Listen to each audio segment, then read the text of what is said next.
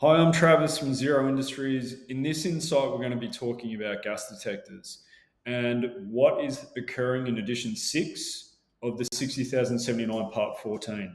So, obviously, currently within Australia and New Zealand, this standard has not been directly modified for national variation, but we can still see what the language is and how it relates to projects that require the use of gas detectors. So if we go down into the content section, we'll try and find if there is a particular portion relating to gas detectors, and we'd always find that within the design subsection. So let's see what we have here.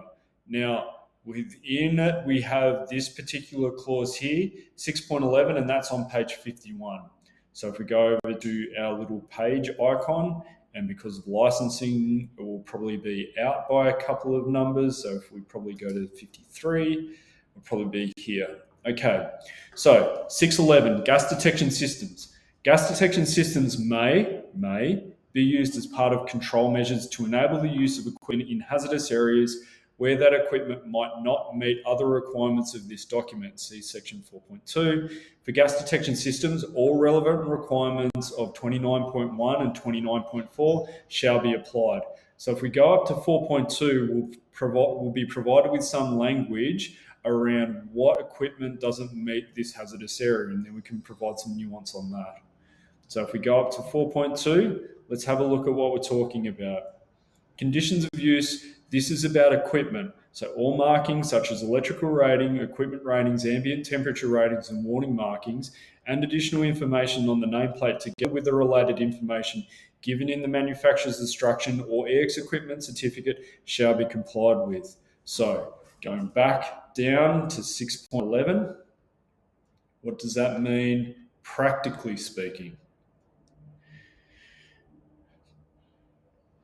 Gas detection systems may be used as part of control measure. So, if I have an installation, and this is quite relevant to hydrogen electrolyzers. So, what you can have within your control system within your production of hydrogen side, so your load side of your electrolyzer. Typically, they're in a gas housing enclosure, and that gas housing enclosure will have a whole heap of valves, actuators, and can have a detection system within it. Now, that enables the end user to have flexibility to go, okay, well, we're going to put the gas detector in as part of a control measure. And the system, once it provides that active monitoring, if something falls over, it's going to shut down the system so that any of the non-electrical equipment within there will not create an ignition source within a potentially hazardous area. So you have this direct monitoring, and it's no different from, say, for example, you're wearing a portable gas detector. You're utilizing that, and that's enabling you to climb up the hierarchy of controls engineering pyramid. So no longer have you got PPE, you've got an engineering control. No longer have you got an administrative control, you've got an engineering control on top of it. Because if we look at hazardous areas at the overview of where it aligns with our hierarchy of controls from an engineering perspective, elimination and substitution are out of the question, because if you could eliminate it or you could substitute it, you wouldn't have a hazardous area to begin with. So all that we can rely on is engineering control, administrative control, and final defense, we've got personal protective equipment. So finally, we have better language around giving us flexibility to use gas detection systems as a primary safety system for us to then have flexibility to use non-certified equipment for a particular application. Now, I'm not saying that we should default to this.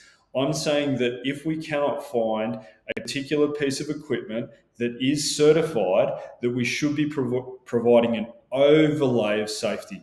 So the overlay of safety is a gas detection system, and having the interlocks of how that gas detection system monitors the area or the enclosure in which it's built for, and how the interface works with BMS, safety systems, other proprietary safety systems, whether it's fire detection, suppression system, gas suppression systems, and how that all interfaces together so that you have a good design philosophy with the particular application that you're looking for.